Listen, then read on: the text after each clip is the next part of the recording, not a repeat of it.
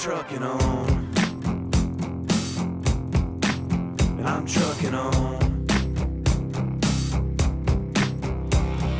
Move her on down the line, another town will do me fine. I'm trucking on, I'm trucking on. James Ewing, welcome back to Truckin On.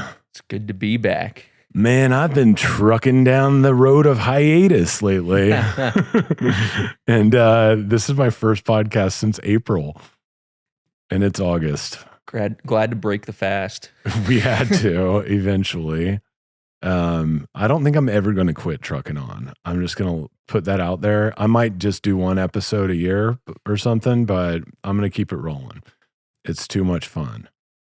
And, you know, what's getting me back in this chair today at the Truckin On HQ with my main man, James, a.k.a. Jimmy the Kid, a.k.a. Young James Ewing.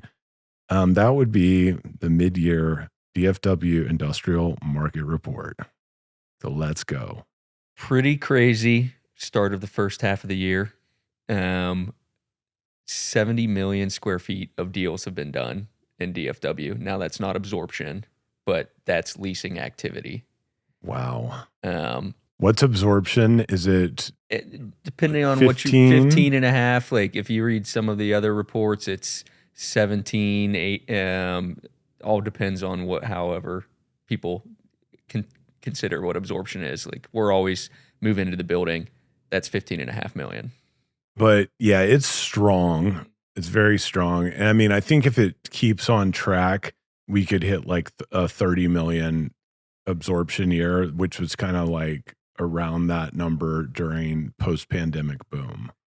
Yeah. I think the most we got was 40 million square feet or close to that in 2022. Okay. But 30 million is extremely strong, better than the last couple of years. And that's prediction. Mm-hmm. I think it's possible though. I just am wondering if it's going to get there because there's no more big box space left to lease. Well, I just had the pleasure of spending the week with a bunch of brokers from all over the country, including a lot of DFW leasing guys. And what I heard is like this market right now is equally busy to how it was post-pandemic. And that's what it feels like, is like post-COVID activity levels. And hearing that the 50s and 100s are really heating up too. Because of course, everyone knows the big box space has been in super high demand. But then the smaller space is supposedly heating back up as well. And there's just a ton of activity. So I think it's going to be a super active third and fourth quarter. Yeah. I think we're already seeing that with some of the deals that we're working on. Every building, at least 500,000 square foot plus, has multiple proposals out on it. There's no option 500,000 square foot plus that doesn't have a little bit of hair on it, whether that be there's somebody currently in the space that needs to get out, or there's so much activity on it. It's kind of take it or leave it. Yeah.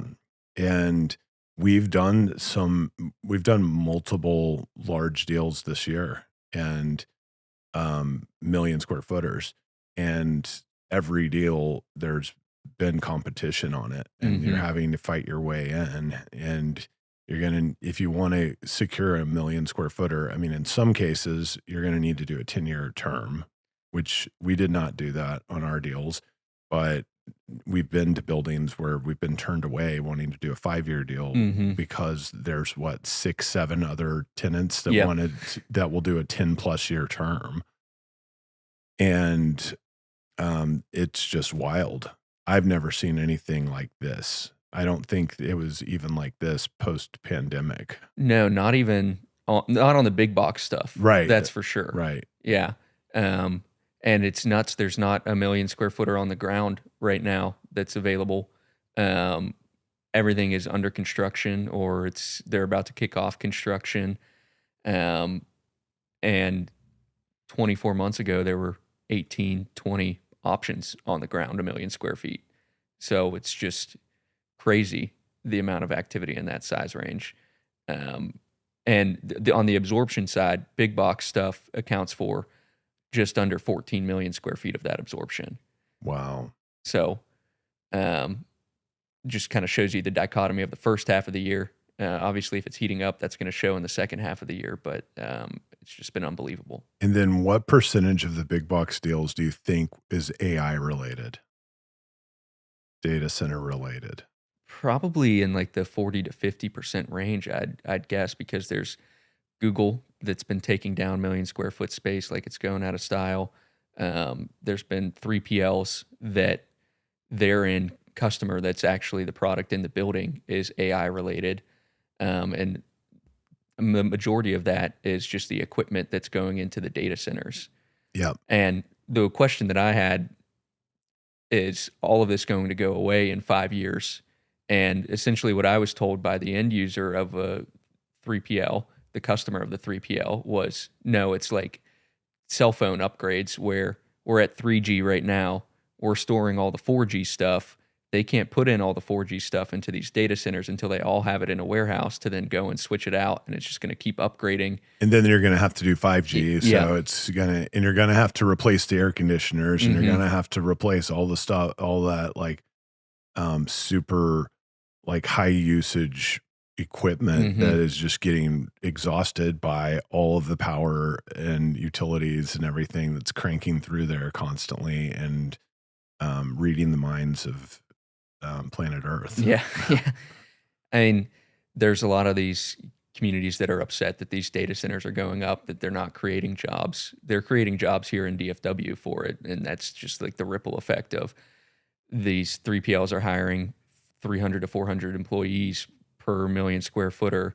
And then it's also going out to these HVAC manufacturers that are growing rapidly and creating those manufacturing jobs there. So it's kind of like the tale of two stories there, where the actual data centers are not going to have very many employees, but the ripple effect it has on the rest of the supply chain is a positive, I would say. Yeah, I listened to Aaron Brockovich on Theo Vaughn. Did you listen to that by any chance? No, I didn't. I love Theo Vaughn, one of my favorite podcasters. And are you familiar with who Aaron Brockovich is? No.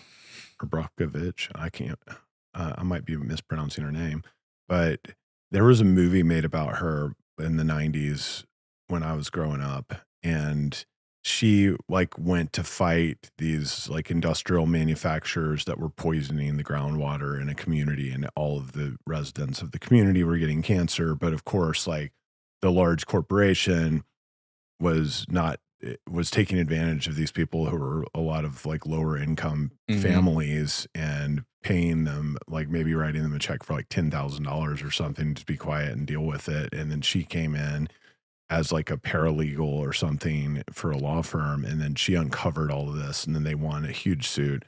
Her whole career has been dedicated towards these types of like mega companies taking advantage of communities and having a negative impact on the environment. So she is now like lasered in on the data centers, and it's worth a listen to go just hear her talk about it. And just these large companies are coming in to these smaller communities and signing NDAs with the city council, going and tying up land, doing these deals, getting permits to do these deals, and all of this without the community being aware of it. And the community seeing these things get built, thinking it's going to be a distribution center, which would be fine. But it's data center. And yeah, they are saying there's going to be all these jobs. There's a lot of jobs to build them, but then there's like 75 jobs. Yeah. So not a lot of jobs. Governor Abbott just made an announcement that he is cracking down on the power, giving power to these companies. So it's going to be a lot tougher to get power in Texas, at least. And I think everywhere. And yeah, I mean, there's going to have to be alternate energy sources to be powering these things. And then I'm just curious, like at what point in time does AI figure out a better way, or Elon Musk goes and puts these things on Mars or some shit? Yeah. And speaking of Tesla, did you see that news today? Building the largest building in the world. Was that what I saw? I have not seen it. Cole told me this morning, but did he say 100 million square feet to me? I think he can't have said that. I swear he You told have to me. fact check that one. I need to fact check it. So yeah, 2,500 acre site. So, and yeah, I assume they're building all the materials needed to put data centers in space. Crazy times. I looked at our team's revenue for this year, and it's 40% of our revenue is data center associated revenue. Yeah. So, I mean, I guess that 40 to 50% of the market probably makes some sort of sense there.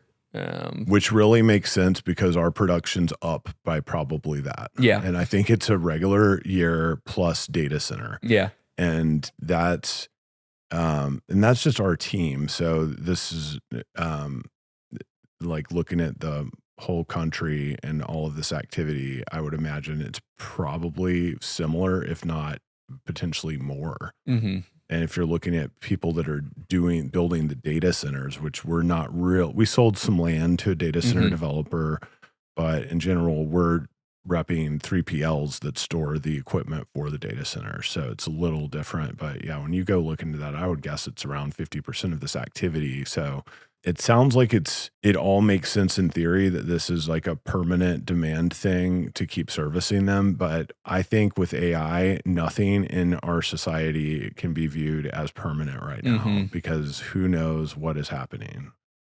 And in 5 years from now, they literally can be on the moon, or they will decide we don't need data centers anymore. You're using nuclear power, and and you don't need as big of spaces to do it, or something. Yeah. Like, who fucking knows? Yeah. Yeah. And yeah, I think Cole did say 100 million square feet, and I didn't question it. And then as I said it, I was like, "There's no fucking way." That's so Yeah. crazy. That's size of markets. Yeah. So what else is going on? Activity super strong. And what are you seeing out there on like the other deals we're working on? I think the big box or 700 plus stuff, like super tight.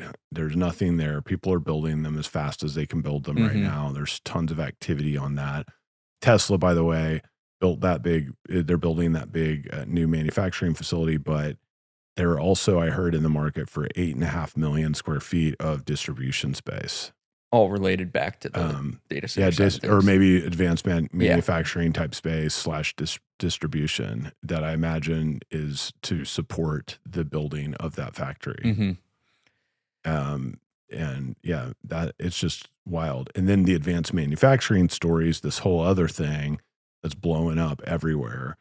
And especially, I've heard a lot in Austin. It's just changing the whole dynamic of the Austin market because all these companies are going there and doing huge leases, 600,000 square foot leases, paying north of $10 per square foot, which is ridiculous rents. And they also need heavy power like a data center needs. I'm not a power expert, but there's a lot of this need for this heavy power. And these advanced manufacturing facilities, they do have lots of jobs that are coming with them. So that's a great new trend that I think is going to continue to drive the market in a positive direction.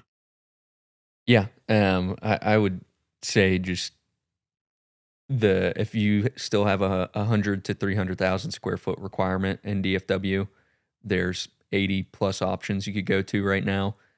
So even if that does pick up to the pace of the big box stuff right now, the extreme big box stuff, there's so many options out there that have been sitting for longer than these landlords have underwritten the vacancy for. So there's a lot of opportunity there if you're location agnostic to go out and find a great deal. So activity's still been good on that. It's just been overbuilt. So plenty of opportunity there. And the vacancy is back down into the 8% range total for DFW. Big box is under 10%, which I don't think I've seen since I've been in the business of big box being under 10%. Yeah. In DFW, but it's just talking to any broker in DFW. It's just been a really, really active year. Yeah, it was 10% ish, I think, when I got in the business. And I think that was just a normal thing. It was just before Amazon exploded, and that changed everything. Yeah. Which was, I started in 2006. So that's right when, Amazon was starting prime, basically, probably around that time. Yeah. Do you want to rattle off some other stats? Yeah. Under construction, what, like 35 million? 35 million under construction. I feel like that's a healthy number. Like during the pandemic, when it went to 80, yeah. that's why these buildings are sitting there that you're talking about, because everybody went to tried to build a building, and there was that was too much. So I like hearing 35. I feel like that keeps the market in balance. Anything from 25 to 35, I think, is a healthy number for DFW. Yep. Some of those big box facilities that got leased this last 6 months, they were delivered in 2022, 2021. And I think the reason that they leased up is because there was nowhere else to go that was available right now. So I think like people were just shooting from the hip on land sites and building whatever they could during that time. And this $35 million number, people are a little bit scarred from that cycle of construction, and it's a little bit the landlords are a little bit smarter on what they're throwing up right now speculatively. DFW is still leading the country in construction, led the country in absorption, so it's a great market to be in. But finding these million square foot sites now, you're having to go down to Waxahachie. Hopefully I said that right. Waxahachie. I think you did. Waxahachie is what I would say. Yeah. It's tough to find these 50-acre sites that are anywhere within what most markets would consider infill. So groups are starting to go further out. Yeah, it's wild times. So what about in the country? You're doing deals everywhere. So yeah. I mean, it's market by market. Nothing's as hot as DFW on the big box, it seems. I mean, maybe like Columbus is really, really strong on the big box. We had a shorter term million square foot lease there. 3PL was servicing some solar panel contracts. And when we went into that market about a year ago, it was a landlord would be willing to do a 90-day rolling term on a million square foot. Now there's no building that's over 600,000 square feet available in that market. So that's the same phenomenon has happened there. But Miami, where we've done a lot of business in, it was kind of dragging along the bottom for anything that was like 150,000 square foot plus. That's shifting now to where we signed a lease in the 14s. Now anything else that's available, you're going to be in the 16s, 17s. It's just things are starting to turn the corner for some of those markets that were too expensive and built as fast as they could, where there was some opportunity in the last 12 to 24 months where it seems like that's starting to go away. Yeah. Unless you want to go to the Inland Empire East and have a field day. Yeah. So do you have a big deal list to discuss? Yeah. Of who's in the market right now? We've mentioned Tesla. There's a data center related manufacturer that's driving a lot of the demand for some of these 3PLs in DFW. For about another 4 to 5 million square feet. Amazon just did a big deal at DFW airport. There was a packaging company, Novolex, that did 1 million square feet. Pepsi took 1 million square feet. There's a lot of them are manufacturers as well that are looking on those 10-year deals for 1 million square feet. I think Google's still in the market looking for million square footers. Yeah. Again, most of that feels like it's AI related when you're talking with these brokers. If you go out and say, "Hey, I have a 3PL that it's data center related," it's like, okay, you and 6 other groups as well. Yeah. So wild times. I'm optimistic about what's coming up, and I'm super optimistic about you becoming a dad. Yeah. You're going to make a great dad. Miranda is going to be a fantastic mother. You just told me the baby's coming potentially early September. Yeah. So that's right around the corner. We are recording this on August 7th. So less than a month. Our next podcast, I would imagine, you're going to be a family man, buddy. Yeah, I'll have some bags under my eyes, maybe a little less hair. Yeah. My son asked me last night when we were swimming. We got our hair cut at the same time last week, and he asked me why I had the barber shave the left and right top part of my forehead. He said, "Dad, you should not have done that." And That's, I said, "I agree. yeah. I would stop God it if did I that." could. Yeah. So I wanted to add in a new segment today because I just heard a story, and it's from a broker friend. I don't ever want to use our personal examples on these, but I would love to encourage anyone listening to text, call, or send me an email. I'll keep it totally confidential if you have any ideas on this topic for our next round of our market update. But it's kind of has to do with the ethical ambiguity that can sometimes confront real estate brokers. hmm And so I heard the story of a broker, and he had a tenant that a user that wanted to buy a building. So he went directly to the owner of the building and made an offer on the building. And while that was happening, another broker at the same firm went to the owner and got the listing. That same group then listed the building and they did not, they brought their own user buyer to buy the building. So the other broker feels like he did not get a fair shake at the deal, and he heard that his client paid more money. So it was kind of being hidden. So this isn't really ethically ambiguous, but this is just these situations where where a broker can get where they're in this position of power and they're getting the deal done like that, and they're saying they're showing everything, but this guy doesn't think they did because he thinks his group paid more. A lot of times a group may pay more, but they may not be as qualified. They may not close as fast. There's all kinds of things, and you never really know what's going on. But what do you think about that? Like bombing in on something like that? Like if you're in either person's shoe, do you think that it was legit what happened, or do you think that that somebody like crossed a line that you would not have crossed? I mean, I think ultimately I would not. Well, I wouldn't put myself in that position because I would definitely show everybody everything. So, but I do.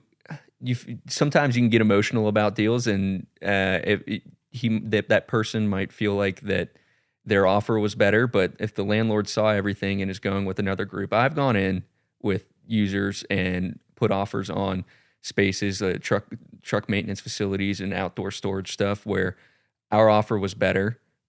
Yeah. From a price standpoint, but then they go to this investor that is doing this every single day and they know that they can get it done versus kind of the unknown of a group that is a user and isn't in the market all the time, that they can get a deal done and close on it. So, I mean, without actually being in the deal, I feel like you have to take it at face value and trust the person until they prove otherwise, that they showed the landlord everything and this is the choice that the landlord wanted to make.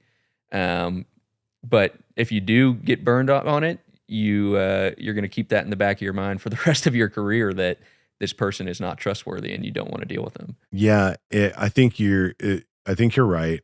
And I can see it both ways because like I would not want to put myself in a position where I am going in without being protected, and get in that situation in the first place.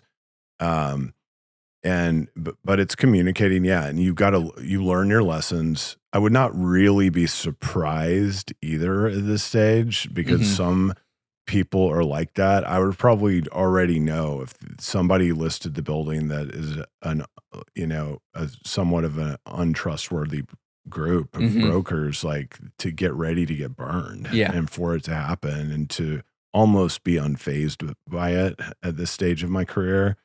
But to steer clear of it and also manage expectations of my client. Hey, we're dealing with this group, and I would take everything they say with a grain of salt. Yeah. I mean, if they're doing something like that, it's not going to be the first time that they did it. They're going to have a reputation in the market for doing stuff like that. And I think it's on the other brokers. It's the other broker's job to make sure that their client is aware of the opposing party and how they act and how they do business, and have the information that this owner that you're taking the offer to is planning to list this building and go to the market and understand and try to go get control of that or something or whatever you want to do. But yeah, it can be tough, and I get it. And then if it's somebody at our company that's doing that also, that's super frustrating. And I could send the friend of mine who told me is the guy representing the buyer, right? And yeah, and I just said, people get to make their own decisions, and it's just, you got to steer clear of those that are like that. And then, and if you want to go, he was debating whether to go talk to his company about this situation. And I would never do that. Yeah. I would not go get corporate politics involved in all of this. I would just take it, move on, and learn a lesson and try to keep my heads up. If I'm the listing broker that's making someone feel this way, I think they could just over communicate and say, here's what happened, here's the deal, and tell the truth about what happened. Yeah. And I think that should solve everything right there. The truth of the matter, and communicate it. And I think there's this mentality, and that's really what it comes down to, is just be transparent. If you're not under NDA and it's something you can explain to somebody, the truth that happened of a situation, and explain it. And if you can't explain it truthfully and you're doing something illegal, then obviously you're doing something illegal and you're in the wrong. But if you're not in the wrong, then just explain it. And there should be an explanation. Like, deals fall apart all the time. People don't win deals all the time. I'm mentoring a young group of men at Collier's right now. And we had our last mentor call yesterday, and they asked me just questions about what advice would I give them on the last day. But it's just like, do what's right, tell the truth. And I think being transparent as possible, without jeopardizing some fiduciary responsibility, but being transparent, being open, that's the best way to negotiate, in my opinion. It's the best way to maintain great relationships that always come back around. It's a small enough world that we live in that I want to be known for my integrity above my market knowledge, And anyway, so that I felt like we should talk about that today. I love the idea if people will send me other stories of ethically ambiguous scenarios in industrial real estate brokerage. I'd love to hear your stories. So hit me up, and we'll go from there. That's all I got, dude.